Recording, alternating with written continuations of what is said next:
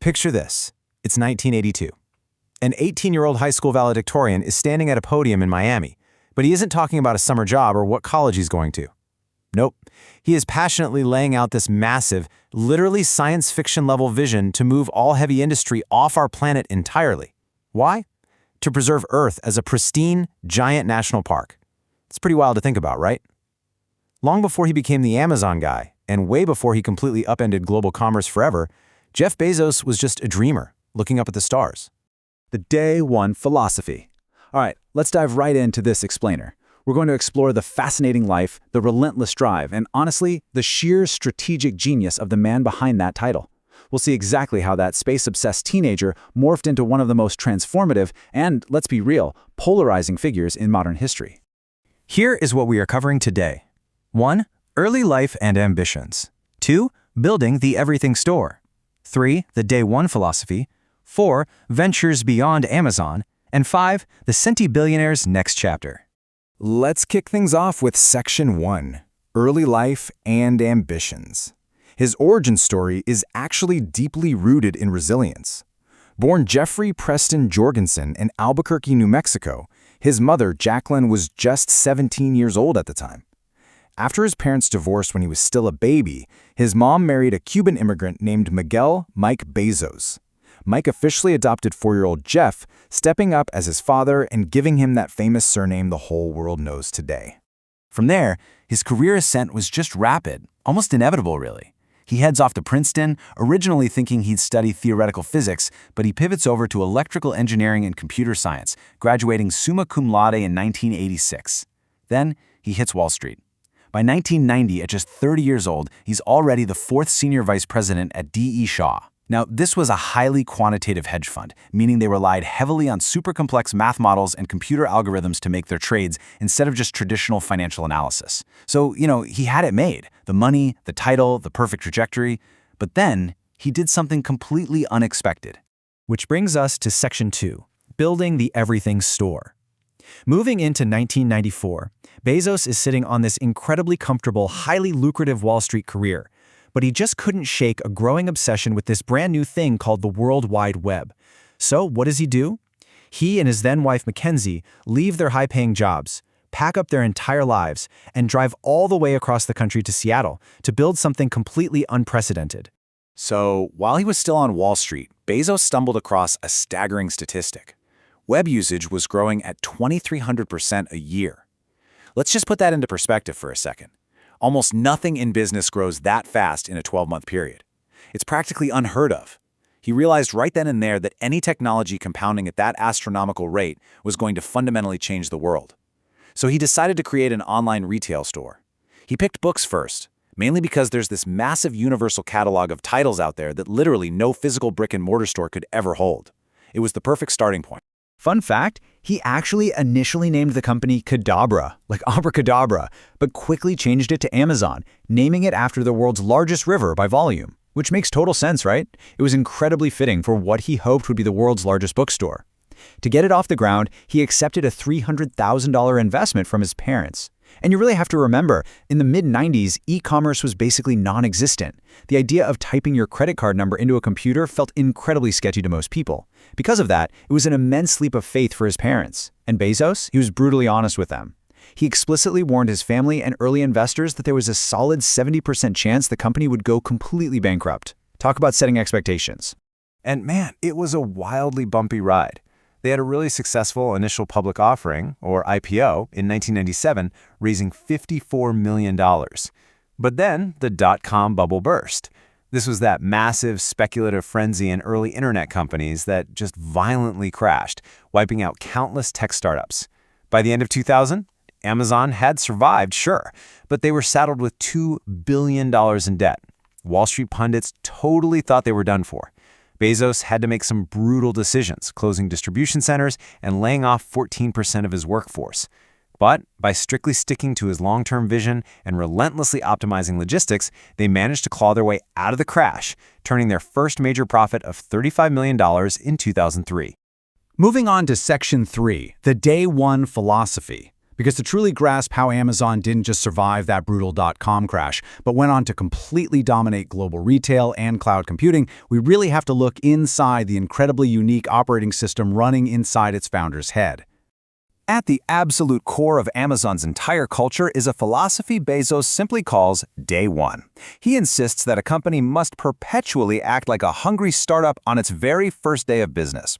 Day One means you are constantly innovating, you're moving fast, and you're aggressively obsessing over the customer rather than obsessing over your competitors. Why? Well, because as he famously warns, Day Two is stasis, followed by irrelevance, followed by an excruciating, painful decline, and finally, death.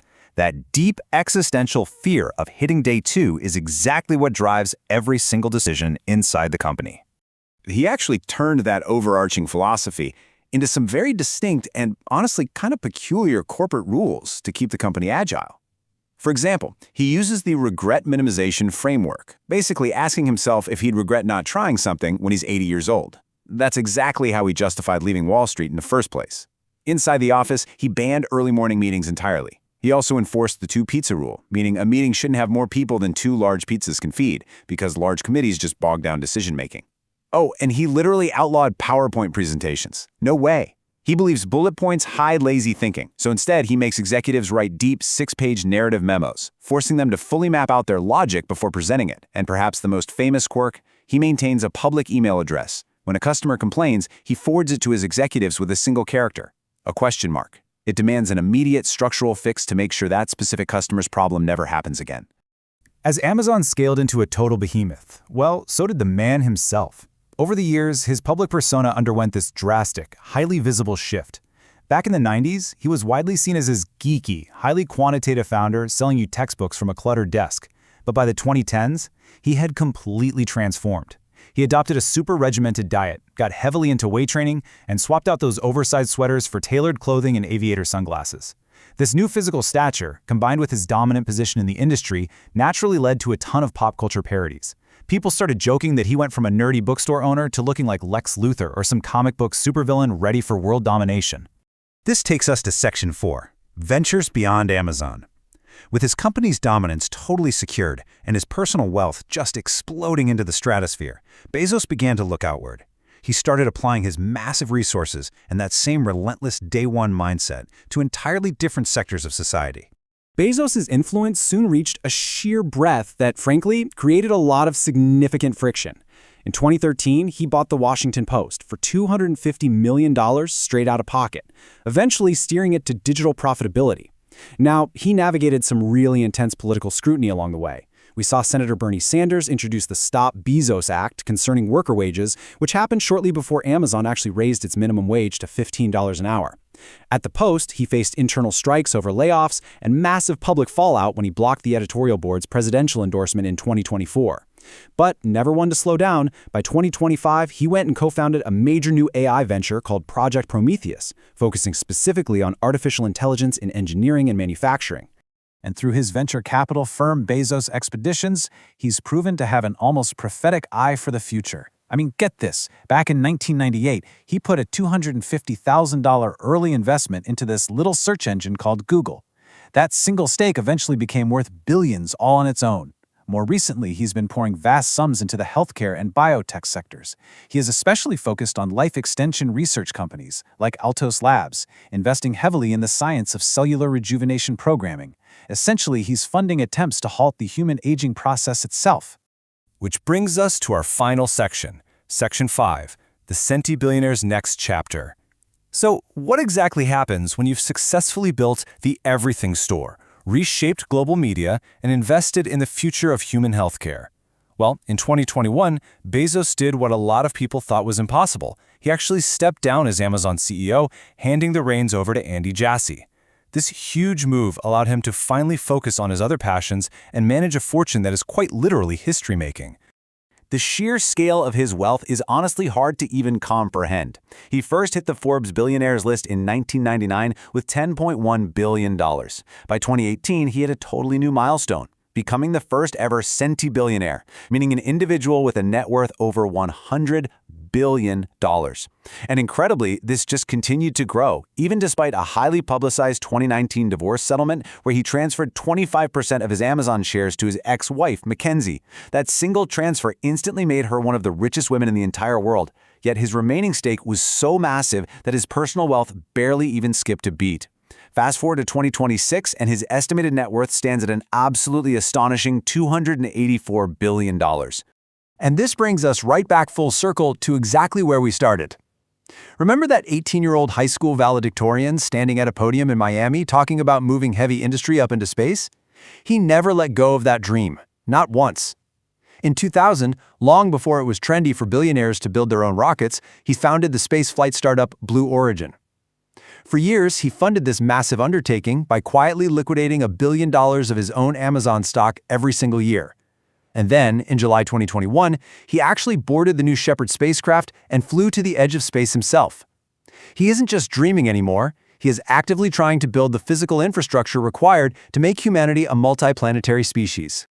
So, as we wrap up this explainer, we are left with a pretty fascinating question. From a rented garage in Bellevue to the absolute pinnacle of global wealth, Jeff Bezos has already completely reshaped retail, media, and technology. But when you look at his current immense investments in artificial intelligence, his push to cure aging, and his literal mission to colonize the solar system, you have to wonder, are his most world-altering achievements actually behind him? Or are they yet to come? What will the final chapter of Jeff Bezos' legacy truly look like? Keep that in mind next time you watch The Skies. Thanks so much for joining me on this one.